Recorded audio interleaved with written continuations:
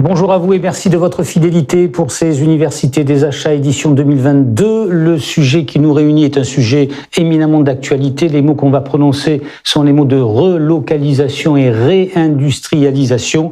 Et on va essayer de voir comment les achats pouvaient peser, jouer un rôle sur précisément cette relocalisation et cette réindustrialisation. Et pour en parler, deux personnalités qui sont à mes côtés que je vais saluer pour vous. Franck Milon, qui est le directeur des achats de L&L Products. C'est une société familiale alsacienne, c'est ça, et qui est spécialisée dans la fabrication de pièces automobiles. Vous allez nous en donner quelques exemples parce que je ne suis pas un spécialiste. Alors, nous sommes spécialistes des solutions d'étanchéité. Donc des inserts gonflants sont des inserts qui sont à l'intérieur de la structure des voitures, qui vont permettre d'empêcher l'eau de rentrer dans les véhicules. Aussi d'autres types d'inserts qui vont permettre d'améliorer l'acoustique ou de renforcer les structures. 1200 collaborateurs dans le monde. Oui. Dans le monde. C'est une entreprise familiale américaine et je représente la filiale européenne. Bien, Cédric Guillouet est avec nous, directeur conseil chez Oxalis. Alors Oxalis, éditeur de suite achat, qui a une trentaine d'années d'existence. Tout à fait. 40 collaborateurs, basés en région parisienne. Exactement. Et donc la spécialité d'Oxalis, vous avez... On est une suite achat, full suite. Donc on intervient aussi bien sur la partie amont, source to contract, en termes d'achat, que procure to pay. Donc ça c'est pour les gens. On couvre l'ensemble du périmètre, y compris effectivement les utilisateurs des contrats, donc les demandeurs.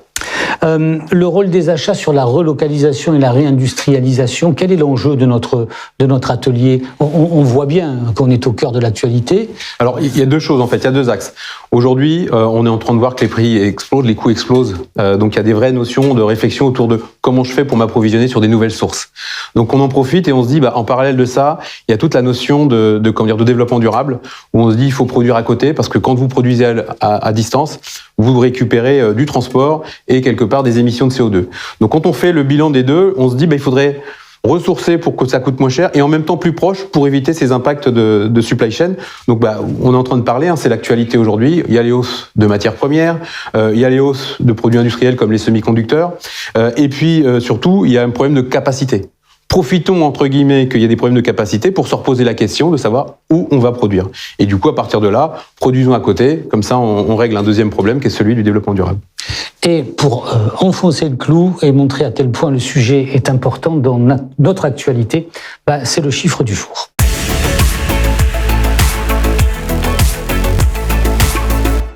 Alors, vous avez choisi quoi? Ça va apparaître sur le côté de votre écran et ça s'arrête à 35 et c'est 35%. Pourquoi? 35%, c'est le taux de dépendance aux importations industrielles dans les biens intermédiaires qui sont importés. Ça veut dire que globalement, quand vous avez un produit qui est fabriqué en France, il faut aller chercher 35% à l'achat à l'extérieur de la France pour pouvoir le fabriquer. 35%, c'est un tiers, c'est un gros tiers. Ça veut dire que si vous avez des problèmes d'approvisionnement, ça veut dire si vous avez des réflexions sur des alternatives, entre guillemets, à ces produits-là, on voit bien que c'est assez colossal, 35%. Alors, évidemment, il y a des produits qui sont fabriqués 100% français, mais ça veut dire qu'on a une grosse dépendance à des fournisseurs qui viennent d'ailleurs. Si on prend l'exemple, par exemple, des États-Unis aujourd'hui, ils sont à 18%. Ça veut dire qu'ils sont beaucoup plus autonomes, entre guillemets. Ils sont beaucoup plus en intégration de leur filière complète, puisqu'en fait, ils n'ont pas besoin d'aller en chercher autant à l'international. La Chine, c'est encore moins, évidemment. 8%, forcément, leur objectif, c'est de produire, le plus en local. Et puis, c'est pour ça que nous, en fait, on amène des produits chinois. En Europe, on va être similaire à l'Allemagne. Mais des gens comme l'Italie... À l'Allemagne, oui, tout à fait. C'est assez surprenant, mais effectivement, ils sont en dessous de nous. Et puis, par contre, là, au-dessus de l'Italie, qui est à 25%, dans cette partie-là, ça veut dire qu'aussi, ils ont encore des filières complètes, mais ça, c'est compréhensible de par le tissu industriel italien avec des sociétés pas de petite taille, mais enfin, il y a beaucoup de PME, et donc il y a un tissu, et puis je pense une collaboration aussi côté des fournisseurs qui est assez importante. Donc ils ont réussi à maintenir des filières complètes. Taux de dépendance aux importations industrielles sur les biens intermédiaires, 35%, voilà une raison de plus de s'intéresser à ce sujet. Alors on va procéder par ordre et faire de la sémantique, on va faire le distinguo entre relocalisation et réindustrialisation. C'est la première question que vous avez souhaité poser, ou plutôt la première réflexion que vous avez souhaité initier. D'abord, quand on parle de relocalisation, quand on parle de se dire il faut aller produire à proximité, on va relocaliser. Il y a toute une époque. Alors, on parle de l'automobile parce que Franck vient de l'automobile. Moi, j'ai eu la chance aussi de travailler dans ce secteur-là. À une époque, on disait il faut transférer, il faut aller mettre dans les pays low cost.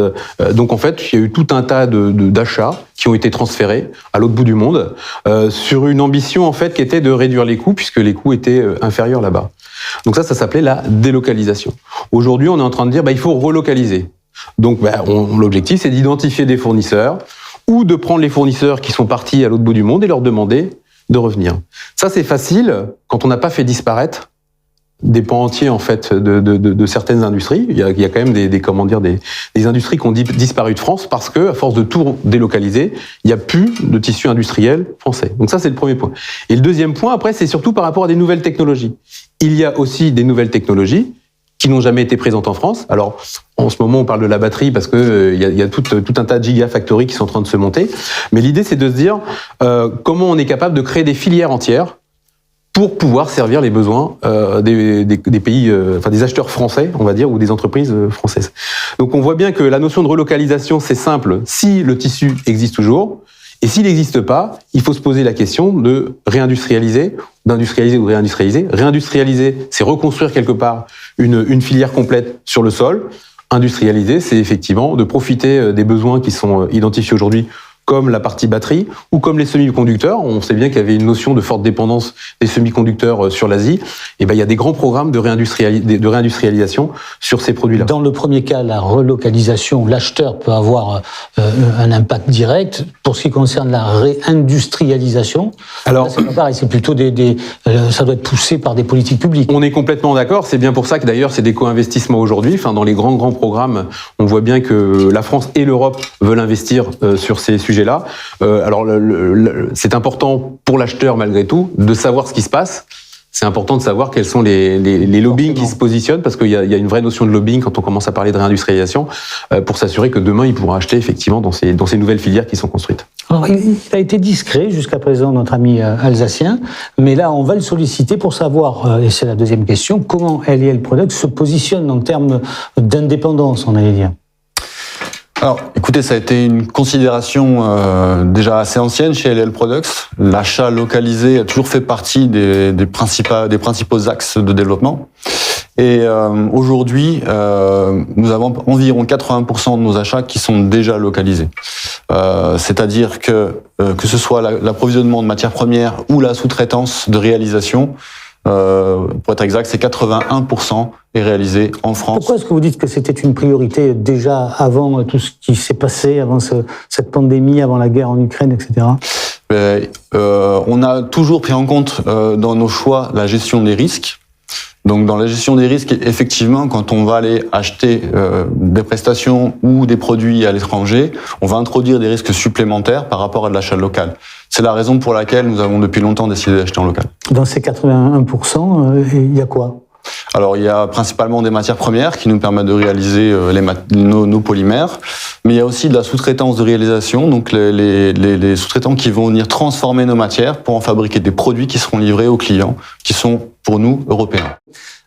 Ces efforts que vous avez visiblement anticipés pour préserver une forme d'indépendance, est-ce que dans le secteur de l'automobile, ils ont été réalisés par vos confrères ou concurrents ? Alors effectivement, ça dépend des familles d'achat. Si on prend les constructeurs, ils ont des familles d'achat qui n'existent plus, avec des filières qui n'existent plus en Europe, comme les semi-conducteurs. Donc il y a certains industriels qui sont beaucoup plus impactés que d'autres. Alors, on va poursuivre. Troisième question, vous l'avez dit, le tissu industriel de sous-traitants a eu, pendant quelques années, nombreuses d'ailleurs, une tendance à disparaître. Quels sont les impacts aujourd'hui ? Déjà, naturellement et simplement, on trouve plus de fournisseurs. C'est-à-dire qu'on a nos fournisseurs qui sont à l'autre bout du monde. Pendant la pandémie, on pouvait pas forcément aller les voir, donc il y avait un vrai impact. Et c'est surtout que quand on commence à dire, il faut aller, retrouver des fournisseurs en local, on les a plus. C'est la disparition des filières. Dans le plastique, en fait, on a les moulistes. En fait, à un moment donné, il y avait un tissu de moulistes en France qui était important. À force d'aller sourcer ces moules à l'autre bout du monde, il y en a eu moins. Et puis, il y a des sociétés qui ont disparu. Donc, quand vous commencez à dire, sur les moules, il va falloir revenir en France, qu'est-ce qu'on regarde? Qu'est-ce qui existe aujourd'hui comme moule? Est-ce qu'il y a une capacité de production pour pouvoir servir en fait tous les industriels qui font de l'injection plastique? Non. En fait, c'est pas suffisant.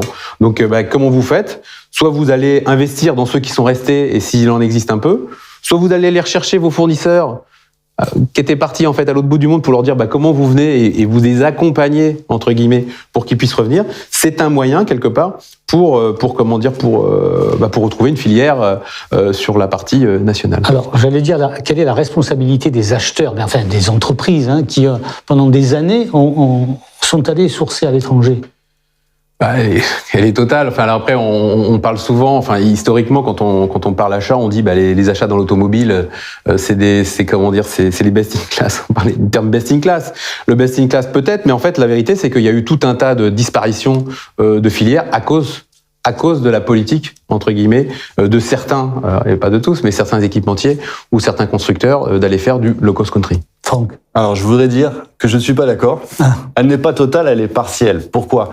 Parce qu'il y a aussi certaines filières qui n'ont pas été, qui se sont exportées pour des raisons de contraintes aussi. Si on prend par exemple l'industrie de la chimie, certains ont décidé d'aller produire ailleurs parce que l'environnement était devenu trop contraignant pour eux, parce qu'ils n'ont pas eu de support, par exemple parfois des États, et ils ont eu des contraintes réglementaires qui ont fait que il devenait extrêmement difficile pour eux de poursuivre l'activité en local. Ce n'est pas forcément que des acheteurs qui ont décidé d'aller acheter ailleurs. La réglementation parfois a été, d'après vous, trop contraignante au point que ça a incité à aller voir ailleurs. Oui, mais on va dire que la réglementation est issue aussi de politiques des États. Il y avait d'autres moyens peut-être d'inciter de développement de technologies alternatives. Parfois, le fait de choisir la contrainte va uniquement laisser la décision aux industriels d'aller produire ailleurs. Donc les entreprises ne doivent pas plaider coupable seules. Les torts sont partagés. 4e question, comment trouver, alors là on entre dans le dur, comment trouver des alternatives à des sources d'approvisionnement qui sont aujourd'hui taries? Comment est-ce qu'on s'y prend? Ça c'est très métier. Alors déjà, il y a toute une notion de il faut trouver les fournisseurs. Donc on disait déjà, si ça n'existe plus, c'est compliqué. En termes d'achat, en général, on a un réseau. Donc en fait, on va aller s'appuyer sur son réseau, parce que je pense que ça c'est important.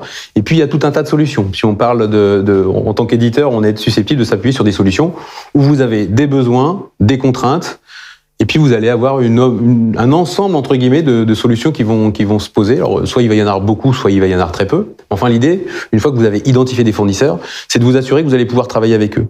Pour pouvoir travailler avec eux, quelque part en fonction de la contrainte, Franck parlait des contraintes de certains États, en fonction de la contrainte que vous allez leur mettre aussi, parce qu'il y a les contraintes réglementaires et puis il y a les contraintes de production de notre entreprise, et va falloir les auditer.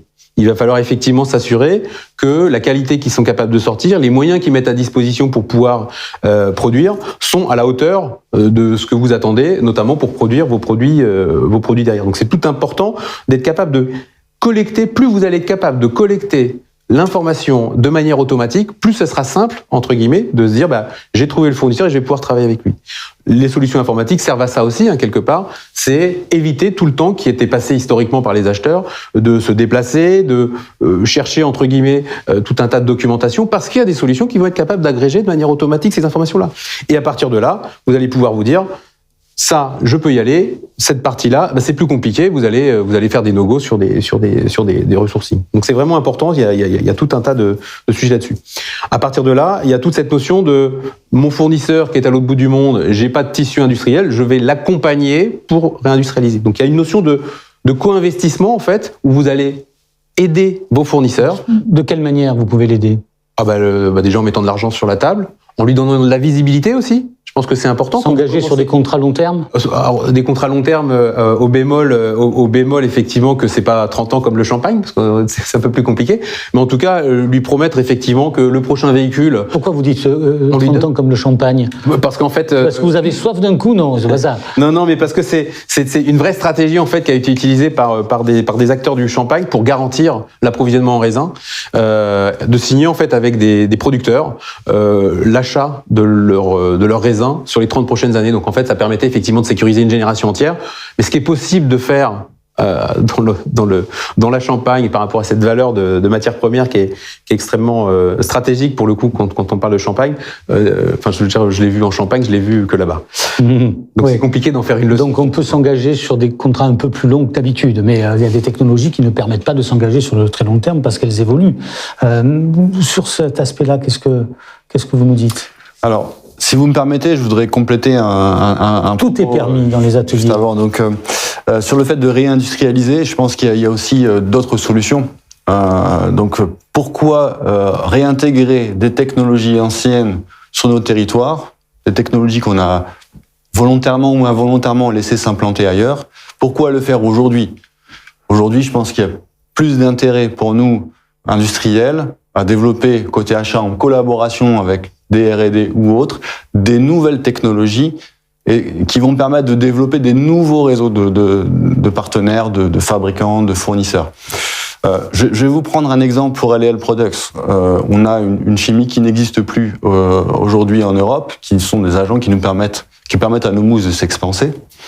Ce sont des chimies qu'on ne pourra plus réindustrialiser en Europe pour un tas de raisons.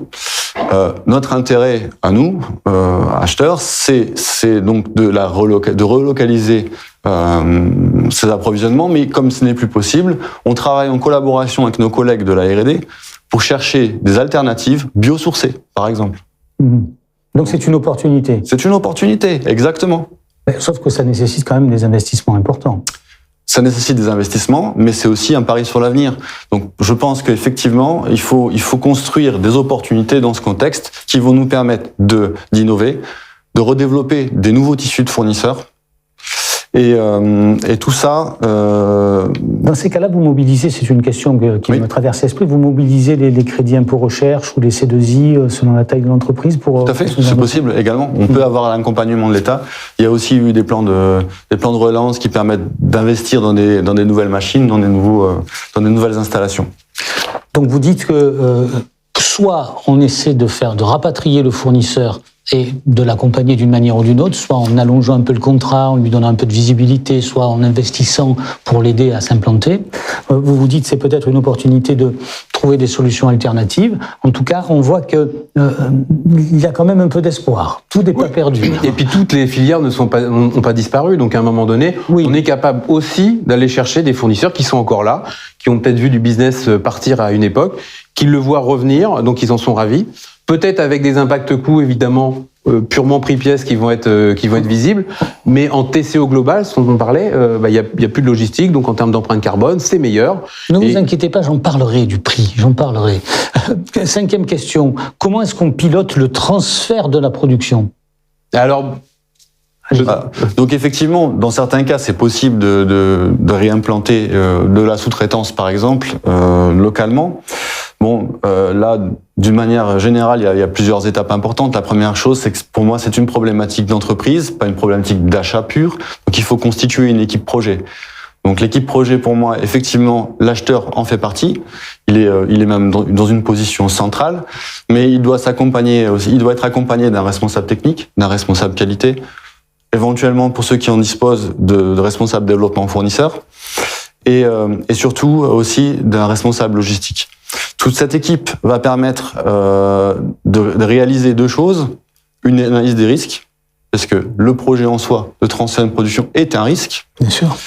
De mettre en place un planning. Pourquoi? Le planning, il est important d'un point de vue achat pour déjà garantir des conditions de retrait aux fournisseurs actuels.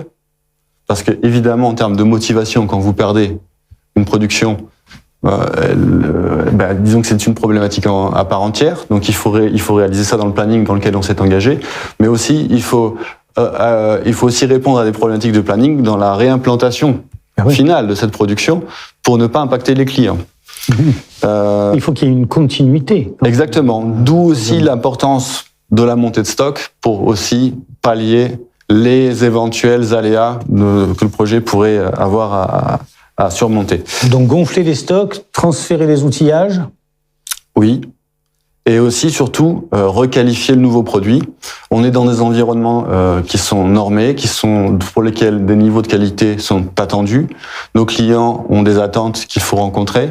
Donc, que ce soit dans des domaines, pour ma part, dans l'aéronautique ou dans l'automobile, une requalification complète en accord avec le client est nécessaire. C'est-à-dire garantir que le produit va bien répondre aux spécifications. Oui, donc il faut valider à tout prix le process de production. Et alors on voit bien justement qu'on est amené à coordonner, nous, achats, à ce moment-là, des personnes différentes, que ce soit en interne ou en externe. On est sur des vraies notions de plan d'action. Donc si on parle de système d'information pour porter ces sujets-là, l'idée c'est d'être capable de porter un plan d'action de transfert sur un produit d'un fournisseur vers un autre ou d'un fournisseur, enfin d'un pays vers un autre. Et il va falloir pouvoir cadrer en fait cette partie-là. Donc la solution informatique va permettre, je veux dire, si on parle d'Oxalis particulièrement, mais l'idée c'est de s'appuyer sur la techno pour se dire toutes les personnes qui ont des tâches à faire savent quand elles doivent les faire, les font, confirment qu'elles les ont faites, et puis ça permet effectivement à un directeur achat de voir que finalement l'ensemble de ces plans d'action de transfert sont suivis, puisqu'à un moment donné, on a plutôt intérêt d'avoir la nouvelle production quand on n'a plus de stock de sécurité, parce que le stock de sécurité, il est amené à courir un planning, éventuellement des risques de glissement, mais pas plus. Donc c'est important que les informations soient suivies à plus haut niveau, et le fait de pouvoir, entre guillemets, porter l'ensemble de ces dates, l'ensemble de ces actions et l'ensemble de ces acteurs à l'intérieur de la solution, ça permet de créer des alertes si jamais effectivement il y a une personne qui serait pas à l'heure. Je vous l'avais dit que je vous la poserai la question du coût, parce que c'est la question suivante. Tout ça, on l'a entendu, mais on le savait, ça se traduit par des coûts supplémentaires. Donc, comment on les gère ? Alors déjà, il y a le prix et le coût. Donc très souvent, en fait, on incentive. Franck nous dira peut-être comment il est lui incentivé, mais on est souvent incentivé sur la notion d'économie de savings sur la base de prix. Alors de plus en plus, on est quand même en train de parler de TCO, c'est-à-dire qu'il n'y a pas seulement le prix, mais il y a aussi tous les coûts associés. Si à un moment donné vous achetez de la mauvaise qualité, pas cher, vous en tant que directeur d'achat, peut-être que vous avez des super économies, mais derrière vous avez un impact de problèmes de déchets ou de non-qualité qui arrivent. C'est pas dans vos objectifs, donc potentiellement vous avez le droit de vous dire c'est pas mon sujet. Aujourd'hui, on est plutôt quand même dans une approche de TCO, globale. Donc on a cette approche de qualité, on a cette approche qui arrive avec le développement durable, on en parle depuis tout à l'heure, mais c'est important, l'empreinte carbone. Si vous faites produire à l'autre bout du monde, on parlait d'exemples là où en fait le réglementaire faisant qu'on peut plus produire en Europe, on préfère produire dans un pays où quelque part peut-être on peut polluer un peu plus. Mais à un moment donné, c'est aussi des enjeux d'image qui sont là-dedans. Donc ce que vous allez mettre en fait, c'est pas seulement un savings et quelque part un impact PNL immédiat, c'est aussi une vision de l'image que ça renvoie au niveau du consommateur final, de l'image que ça renvoie aussi au niveau des pouvoirs publics, pour justement garantir cette partie-là. Donc les coûts d'achat peuvent être amenés, les prix d'achat peuvent être amenés à augmenter. Est-ce que les coûts d'achat augmente forcément? Non. L'exemple de Franck tout à l'heure, c'était justement de dire on a réussi à trouver une solution qui était moins chère, donc c'est pas forcément évident. Mais c'est aussi un mal pour un bien parce qu'il faut le faire. Il y a des attentes aujourd'hui au niveau des consommateurs, de l'utilisateur final, qui a envie de savoir effectivement d'où proviennent les différents produits qui sont dans le produit qu'il achète. Cette analyse vous satisfait en tant qu'acheteur industriel ? Oui, il faut quand même. Je suis d'accord sur cette distinction entre le prix et le coût. Je vais vous donner le dernier exemple en date pour LL Products. Nous avions un produit qui était sourcé au Brésil, un agent qui intervient dans nos produits gonflants. Et donc, nous avions souhaité le relocaliser. Et donc, la notion du prix et du coût était importante. Et au final, quand on prend en compte donc ce que Cédric appelait le TCO, Total Cost of Ownership. Quand on prend en compte le transport, l'emballage, les douanes, le stockage, puisqu'évidemment, quand vous avez des approvisionnements qui sont assez lointains, le transport en bateau ou autre prend un certain temps, eh bien, au final, en ressourçant un produit similaire, pas identique, similaire en Italie, nous avons économisé 20%. Mais vous ne l'aviez pas fait avant. Non. Que diantre. Ça, quelle drôle d'idée. Et parfois, vous savez, les R&D sont très créatives et ils vont trouver l'ingrédient unique qui n'est disponible qu'à un seul endroit, d'où l'importance de travailler en collaboration avec eux pour qualifier des nouvelles sources. Simplement, aujourd'hui, est-ce que c'est le bon moment pour s'engager là-dedans? Il y a de telles tensions sur les prix, sur les difficultés d'approvisionnement. C'est le moment de le faire, ou alors on a la tentation de dire on va attendre un petit peu, d'abord on va sauver les meubles, non? Je pense qu'on peut pas régler le présent en pénalisant l'avenir, donc je pense que ça doit se faire en même temps. C'est-à-dire qu'il y a des sujets qui sont immédiats. partout où on peut le faire, que ce soit en impact carbone positif ou que ce soit en baisse de prix et en baisse de coût, il faut le faire parce qu'on n'a pas le choix. Il faut qu'on soit capable de dégager de la rentabilité. Cette rentabilité, l'argent qu'on gagne là aujourd'hui, ça permet de réinvestir, donc faut pas non plus pénaliser. Et de toute façon, je pense qu'il y a des équipes aussi dans les entreprises. Il y a ceux qui travaillent sur le présent, puis il y a ceux qui travaillent sur l'avenir. Il y a des directions de l'innovation qui sont censées effectivement travailler et qui sont contributeurs de ce type de démarche pour optimiser l'avenir. 7e question qui concerne les matières premières. Aujourd'hui, on ouvre un journal ou on regarde la télévision, on en parle tous les jours. Comment maîtriser l'envolée des prix et quelles actions mettre en œuvre pour y parvenir? Vous avez des pistes? Écoutez, si on utilise un outil très classique pour les acheteurs qui est la matrice de Krajcik, on va catégoriser 4 types d'achats. Donc si on prend le cas des achats simples, donc ce sont des achats qui n'ont pas de complexité particulière, il y a énormément de fournisseurs. Si on prend par exemple les fournisseurs de composants basiques comme des stylos ou des boulons, de la visserie, des choses assez classiques pour l'entretien des machines, etc. Donc on a des volumes d'achat qui sont faibles. Mais on a aussi des offres qui sont pléthoriques. Donc là-dessus, il n'y a pas de question à se poser, on continue un travail classique de mise en concurrence. Là où ça devient plus intéressant, c'est quand on va s'attaquer aux 3 autres catégories d'achats. Les achats type lourd, donc on a des grosses dépenses sur des marchés qui sont relativement concurrentiels, concurrentiels. C'est les marchés où il y a beaucoup d'offres. Donc on va être par exemple sur des aluminiums, des aciers ou autres. La question de l'achat long terme va se poser, du contrat à long terme va se poser. C'est pas toujours possible et ce n'est pas toujours souhaitable non plus. Il y a aussi une autre possibilité, c'est ce qu'on appelle l'achat à terme. L'achat à terme, c'est j'achète aujourd'hui, je m'engage sur un tonnage aujourd'hui pour l'avenir. C'est-à-dire que je vais positionner mon achat 1 an et demi, 2 ans à l'avance. Je vais donc payer une prime de risque qui va me garantir que ce prix sera celui que je vais payer au moment de l'achat. Quand c'est possible, il faut le faire, moyennant une prime de risque raisonnable. Et ensuite, il y a deux autres types d'achats. Là, ça devient encore plus complexe. Ça se corse. Ça se corse. On va parler des achats stratégiques. Alors, pour LL, par exemple, la sous-traitance d'injection plastique, ce sont nos partenaires qui fabriquent le produit final, qui sont implantés à proximité de nos clients. Donc là, donc on n'est pas sur des matières premières, on est sur de la transformation. Mais là, aujourd'hui, ce qui est important, c'est de travailler en collaboration. Ça veut dire quoi, travailler en collaboration? Ça veut dire analyser avec eux ce qui fait mal. Qu'est-ce qui fait mal aujourd'hui? Par exemple, les prix de l'énergie. Pourquoi pas collaborer avec eux, faire du groupement à l'achat, regrouper les besoins de l'ensemble des partenaires dans une zone géographique, faire des appels d'offres en commun. Il y a des possibilités. Par exemple, en ce qui concerne LNL, nous donnons aussi accès à nos propres contrats d'achat à nos partenaires pour qu'ils aient plus des conditions qui soient plus favorables et qui souffrent moins des augmentations de prix. Et donc, par conséquent, et par cascade aussi, ça permet créer un partenariat qui permette d'améliorer le sort de l'un et la vie de l'autre. Exactement. Quand on parle de fournisseur stratégique, l'intérêt du donneur d'ordre, c'est aussi que son partenaire soit pérenne dans le temps, gagne de l'argent. Et donc, je considère qu'il faut travailler en collaboration avec ce type de partenaire. Et la dernière catégorie, si vous me permettez, les achats critiques. Donc, qu'est-ce que c'est un achat critique? C'est un achat d'un produit, d'une prestation ou autre qui est vraiment très spécifique, pour lequel on ne représente pas grand-chose sur le marché. Donc on a une motivation fournisseur qui est assez faible.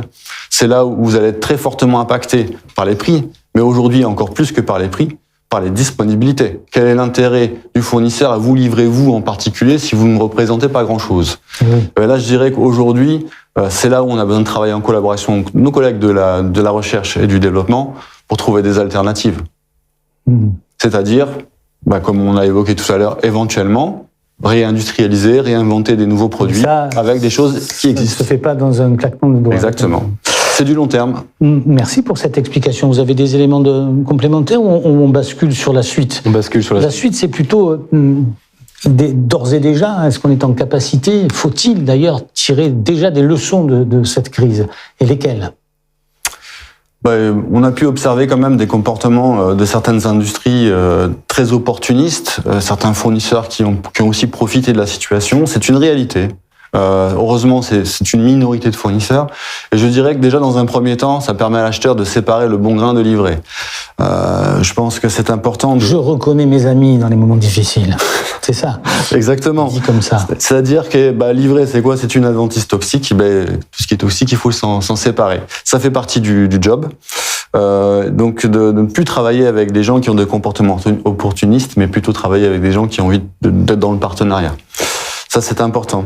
Mais ce qui est plus important que ça encore, je pense que les services achats, les départements achats, les directions achats doivent profiter de cette opportunité. Pour moi, c'est une vraie opportunité comme je le mentionnais, je vais peut-être me répéter, vous me direz, mais d'innover, d'inventer des nouvelles choses, de créer des nouveaux produits, de vendre des nouveaux produits aux clients, de vendre des produits qui soient plus acceptés par les clients. Pourquoi? Parce que ils vont s'inscrire dans une dynamique de développement durable, donc avec des matériaux recyclés, moins d'émissions de CO2. Et effectivement, certains sont même prêts à payer plus cher pour obtenir ces produits. Et surtout, on n'en a pas assez parlé, mais c'est une opportunité réelle de redynamiser l'industrie en France et en Europe. Donc d'apporter sa petite pierre à l'édifice. Exactement. Oui. Non, en fait, il faut aussi savoir que, parce que là on parle des fournisseurs et ça permet d'identifier les bons fournisseurs. Pour le fournisseur, c'est aussi peut-être d'identifier ses bons clients. C'est-à-dire qu'en fait, là, on est dans une phase où c'est compliqué. Il y a des donneurs d'ordre qui sont en train de laisser la production à leurs sous-traitants. À une époque, il faut savoir que quand vous êtes un patron d'usine et que vous avez de la production qui est soit produite chez vous, soit produite chez un fournisseur, dès que vous avez une capacité qui baisse chez vous, vous avez tendance à récupérer la capacité du fournisseur. Il y a des industriels qui sont clairement laissés la production entre guillemets à leurs fournisseurs en disant on va pas tuer notre sous-traitant. Donc en fait, ils font c'est une stratégie d'entreprise qui dit on va laisser la production à nos fournisseurs plutôt que de réinternaliser cette partie-là. Donc ça, c'est ce qui n'existait pas forcément, en tout cas qu'on voyait peut-être un peu moins il y a 10 ans.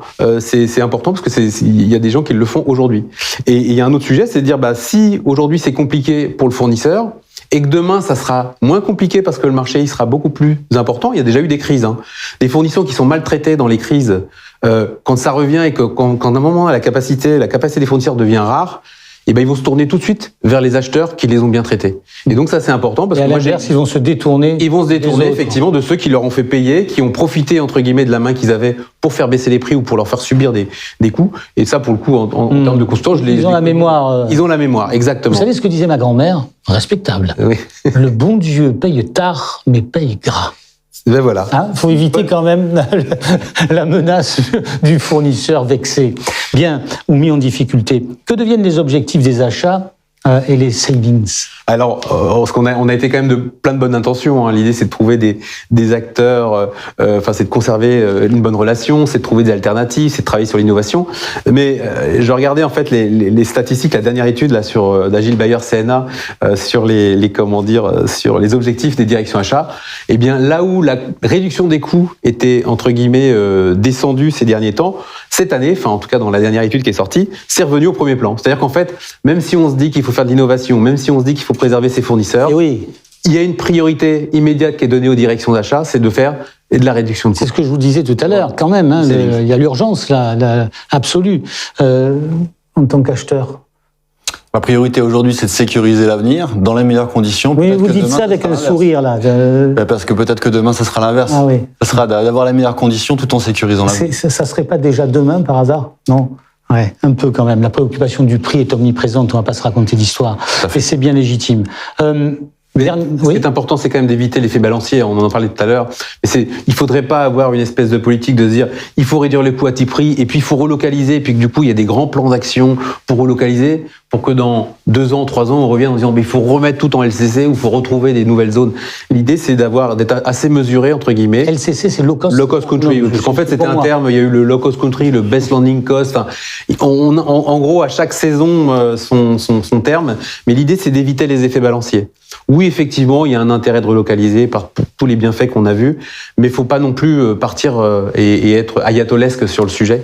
La vérité est souvent dans l'équilibre. Exactement. Comment les systèmes d'information, et ce sera la dernière question, peuvent-ils aider à faciliter le pilotage de tous ces sujets? On en a parlé un petit peu tout au long, mais si on synthétise, on prend un Oxalis qui est une suite achat. À un moment donné, il faut trouver des fournisseurs, il faut les évaluer, il faut savoir s'ils se portent bien. Donc à un moment donné, les solutions, ça sert à quoi? Ça sert à agréger des données autour des fournisseurs qu'on identifie, des prospects même parfois, parce qu'en fait, c'est pas encore des fournisseurs qu'on agrège des données, de pouvoir les évaluer, parce que ça, c'est toujours important de pouvoir les évaluer, de les consulter. Donc on va faciliter effectivement l'évaluation des tarifications, des prix, enfin on va envoyer des consultations, et grâce à ce type de solution, ça va faciliter l'agrégation de toutes ces données pour pouvoir choisir éventuellement un fournisseur, le contractualiser, mettre à disposition effectivement ce contrat à l'ensemble des parties prenantes. Donc c'est là où la brique procure tout paye va intervenir. Vous allez négocier des prix, vous allez les mettre dans des catalogues, vous allez les mettre à disposition de tous vos utilisateurs au travers de votre organisation. Tout le monde, on n'est pas toujours sur le même lieu.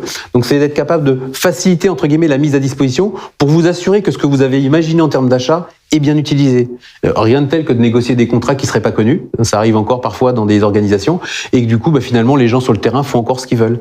Et puis, toute la notion on voit bien qu'il y a des plans d'action. Moi, le métier des achats que j'ai eu l'occasion de pratiquer et la chance de pratiquer, c'est quand même un ensemble de plans d'action. On passe son temps, on cherche des fournisseurs, il y a un plan d'action qui est lié au choix et à la sélection d'un fournisseur. On a des notions de consultation. On a un plan d'action qui va être associé à je récupère un cahier des charges, je vais envoyer ce cahier des charges, je vais agréger des offres. Donc on voit bien qu'il y a tout un tas d'acteurs qui sont autour des achats, qui vont, entre guillemets, être portés, et qui historiquement étaient portés par du mail, du fichier Excel. Aujourd'hui, les applications peuvent porter ces trucs-là. Et quand on parle de resourcing ou quand on parle de transfert d'outillage qui est ultra stratégique, parce que si vous ratez votre transfert, que vous avez sous-estimé le stock de sécurité, que vous avez raté, entre guillemets, l'arrivée de votre outillage ou la qualification de vos outillages ou de votre produit, vous risquez de ne pas pouvoir reproduire. Donc cette notion-là, elle est ultra importante, et le fait d'être capable d'agréger l'ensemble des données, l'ensemble de ces acteurs, l'ensemble de ces délais dans une solution, avec des notions d'alerte à tous les niveaux. Le directeur achat, c'est intéressant aussi qu'il voit comment ça se passe. Ça permet de sécuriser quelque part tous ces plans d'action. Vous êtes équipé? On est partiellement équipé, donc on travaille avec Oxalis notamment. Et ça fonctionne bien? On utilise beaucoup l'agrégation de données d'un point de vue financier pour vérifier avec qui on travaille. La structure aussi actionnariale parfois de nos partenaires. Oui. Alors, certains ont peut-être loupé le début ou une partie de ce qu'on s'était dit. Il y a une séquence qui suit, qui s'appelle la séquence en bref, et qui va nous permettre, peut-être, en quelques minutes, toute petite minute d'ailleurs, de résumer tout ça, en bref.